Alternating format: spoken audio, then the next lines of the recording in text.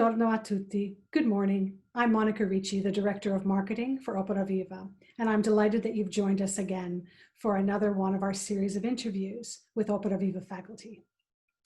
Today, I'm speaking with Joyce Fieldsend. Joyce is the music director for Opera Viva and has been with our program since its creation. She worked with Dr. Madeline Gerhart, the founder and artistic director of Opera Viva, to bring the program into being.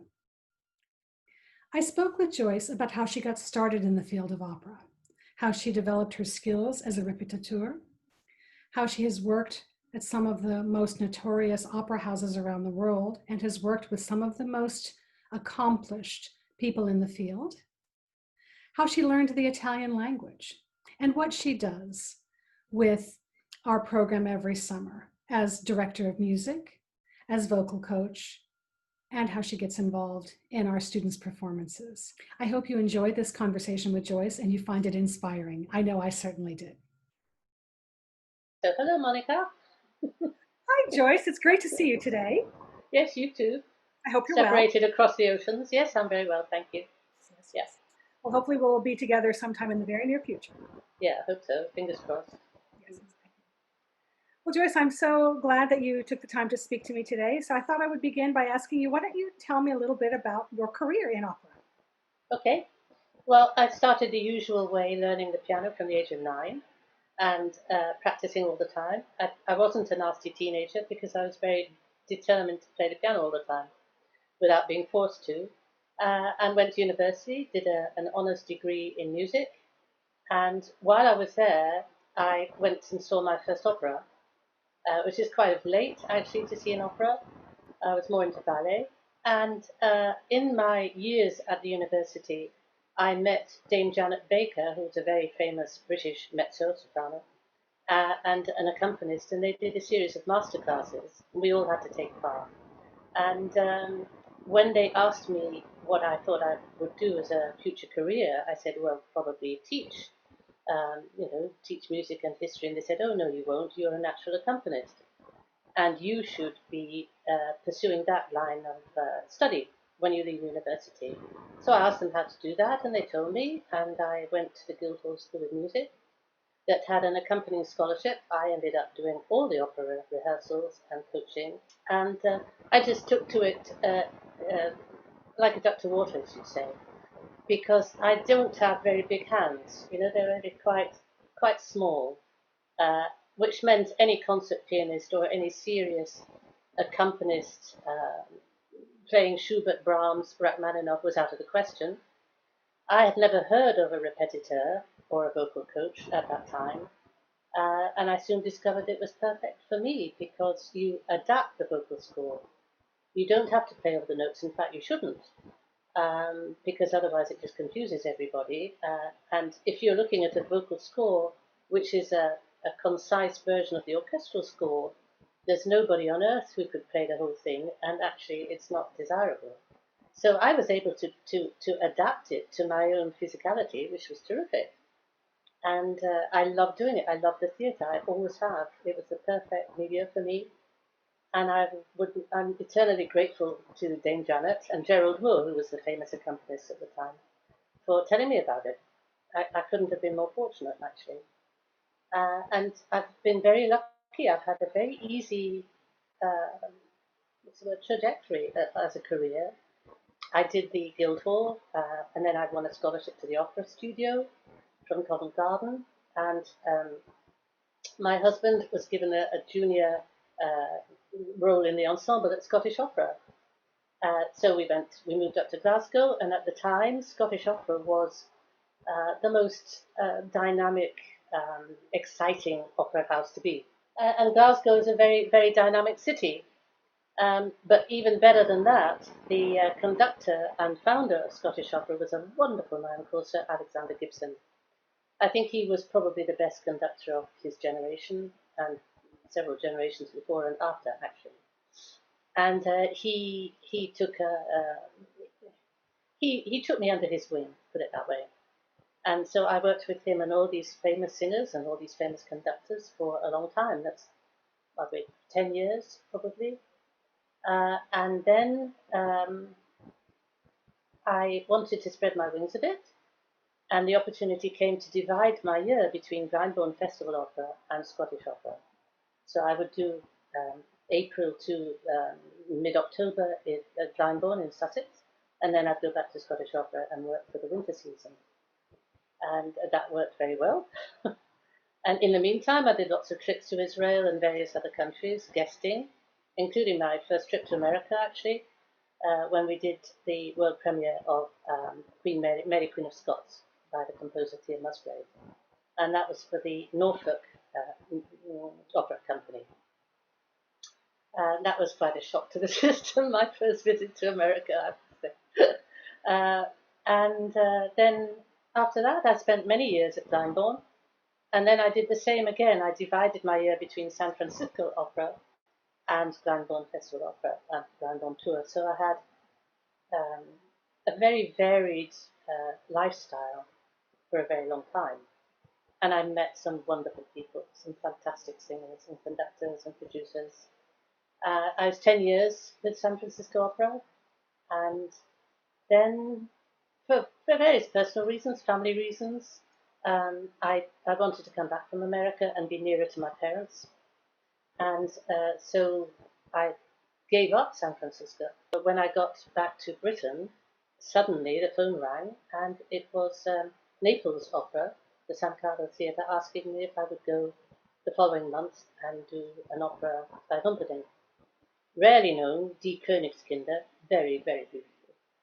So I went there, and I met Sir Geoffrey Tate, who was the conductor there. Geoffrey had a lot of work in Italy, and he became the music director of Naples, actually. He also worked a lot at the Fenice in Venice, and that was in 2002. Yeah. So when I'd finished Die Königskinder, I went back to England. The phone rang, and it was Fenice, who said, "Can you come next week and do the Strauss opera called Capriccio?" So I said, "Yes, okay."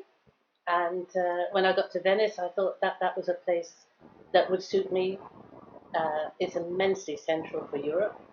So I found this wonderful flat in Venice, and I divided my time between the Fenice and the San Carlo in Naples. And that takes me right up into 2016, really, by which time the opera situation in Italy had become very, very difficult.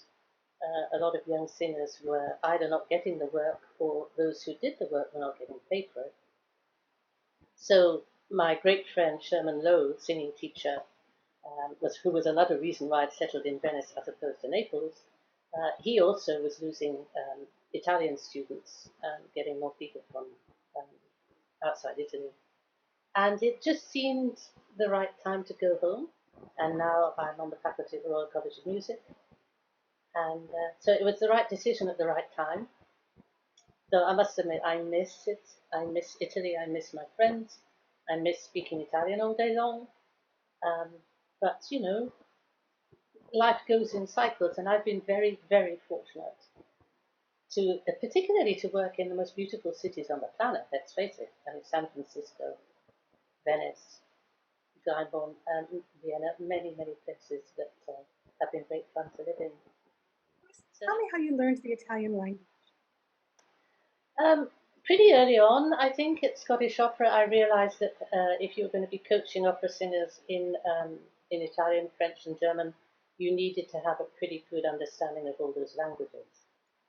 So it would be pretty presumptuous to say to somebody how to pronounce something if you didn't actually speak it yourself. And I'd done French and German at school already, so Italian was the one I didn't have, even though I learned Latin at school, which didn't really help very much. So, I must have been about 24, 25. I enrolled with the Dante Alighieri Society in Glasgow, which is mostly a cultural society, and they didn't pay that much attention to pronunciation, but at least it introduced me to Italian. And gradually, I taught myself, actually. And of all the languages, that's the one I find the easiest, which is quite weird. But when I was in San Francisco, they had on PBS, the Public Broadcasting Association, they had the Telegiornale, the Italian news, every night. And they also had a lot of free Italian lessons. So I used to record them, video them, and then studied them when I got home. So it's been a very gradual process learning Italian. And when I got to live in Venice, I made a lot of my colleagues laugh because my vocabulary was quite ancient, antique. You know, it was da ponte Italian. And so I came in for a lot of laughs from them. But it was great because none of them spoke English at all in the Fenice or the San Carlo. So they made no allowances for me at all. And that's the way to learn it, is to live in the country, to speak with people who don't cut you any slack. And also, I do think that if you live in a foreign country, you really, really need to make the effort to learn the language. And I love it. I think, and of course, it's the most wonderful language to sing in. And I find it quite distressing that many colleges, worldwide actually, don't teach the language properly for singing Italian. You know, classes will be like "Buongiorno, come sta?" They don't go into the structure of the language and how you really, really need to pronounce it in order to sing it well. Joyce, tell me a bit about how you met Madeline Gerhart and how Opera Viva was founded. Right. Yeah, Madeline wanted to start this Opera Viva, but she needed a coach or somebody like myself to be the music director. And she had been given the name of Sherman Lowe, not one of my best friends, the singing teacher I mentioned previously. And she said she was looking for somebody, and he recommended me. So Madeline got in touch with me and asked if she could meet up. And in fact, she brought her son John with her. And because I had a very large flat right in the middle of Venice, she asked if she could come and stay. So that worked out very well for the months that they were there, because she was traveling backwards and forwards to Verona. And I introduced her to several people in the Fenice administration who I thought might be helpful. And that must have been about 2006, 2007. So, Joyce, you've been with Opera Viva since the beginning. I wonder if you could tell me a bit about what your responsibilities are in Verona in the summers. Okay. The title music director is a rather glorified term for what I do. Um, I choose, in those days, in the beginning, I chose the arias and the duets and the ensembles uh, for the students to study. The idea being that when they turned up in Verona, they already had memorized the music and they knew it. Um, I conduct a lot of the scenes rehearsals. Um, I coach regularly, probably usually from about 3 or 4 hours a day, do individual coachings, vocal coachings with them. Also devise the programs. I would plan the programs, decide which arias people should be singing or wanted to sing. Mostly Handel and Mozart, some of the Italian songs by Tosti, Donaudi. Being in charge of that sort of thing is pretty varied, and it depends entirely on what they bring with them and what attitude they have and what stage vocally they're at. That's one of the things I learned working in Opera Viva, how to handle people who are very young. Well, with the recit classes, that was a relatively recent invention because doing the scenes usually involved a certain amount of recitative as part of the scene. And I also discovered that many of these young singers had no idea how to do it. And that's not unusual. I mean, that's the same in many colleges in Britain as well. So I thought, well, it would be a good idea to do 3 hours a week, specifically on the recits that they were going to be performing, but also going from the very beginning of a recit, and none of them we go through it word by word, showing them how to pronounce it, telling them exactly what it meant, and what sort of emotions they should be expected to feel. Basically, a drama class, which they ended up singing. And I thoroughly enjoy it, actually. Although I recognize how hard it is, because very, very few of them have any understanding of the language at all. So a lot of them are learning it phonetically as we go along. I mean, in Opera Viva, they do have an Italian class every morning, but that's not the same as dealing with a rather complicated Mozart recitative. I've been doing Da Ponte roles at the Royal College with some of the opera students as part of their year's study. and all of them go straight for the aria. And when they've done the aria, then they do the duet, then the trio, then the finale, and then they have about 2 weeks left, and they look at the recit and they think, oh my god, oh, there's miles of it. So I encourage people to start with a recit when they look at a role, that they read it through as if it were a play, that they actually get the libretto rather than looking at the music, because that way they understand the language much, much better, and they're not hung up on the note values which they see on the page. I think one of the lovely things about it is your colleagues.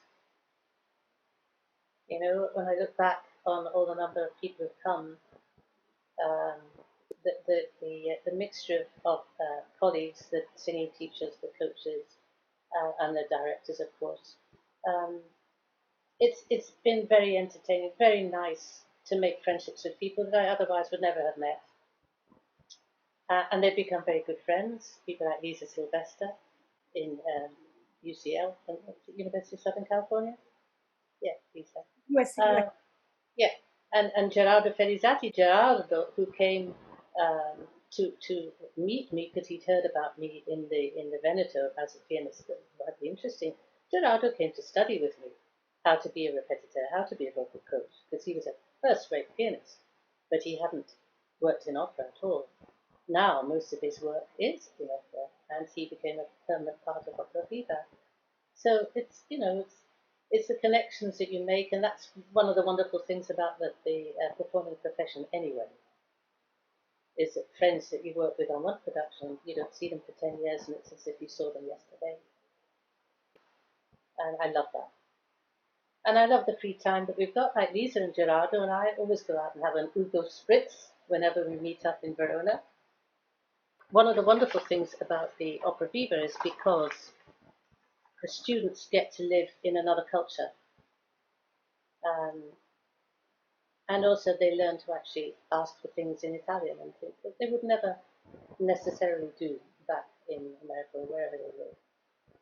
And I think all of them that have made the most impression on me are the ones who have stayed in touch. And I know that Madeline is fantastic about staying in touch with everybody, and she really follows their careers.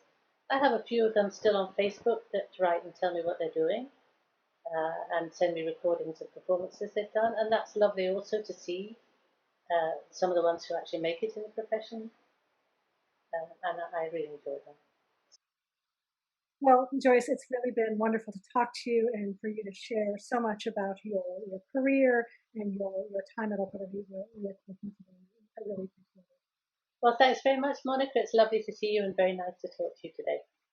Yes, I'm glad I know. As I said before, I really hope we have a chance to see each other in the very near future. Have a wonderful day, Joyce. Thank you. You too. Take care. Bye, Monica. Bye. Well, I hope you enjoyed my conversation with Joyce Fieldsend and hearing about her many achievements in the field of opera. I know I find her inspirational every time I speak with her. I hope you have a wonderful day and join me next time for our ongoing series of conversations with Opera Viva faculty. Ciao a tutti. Ciao.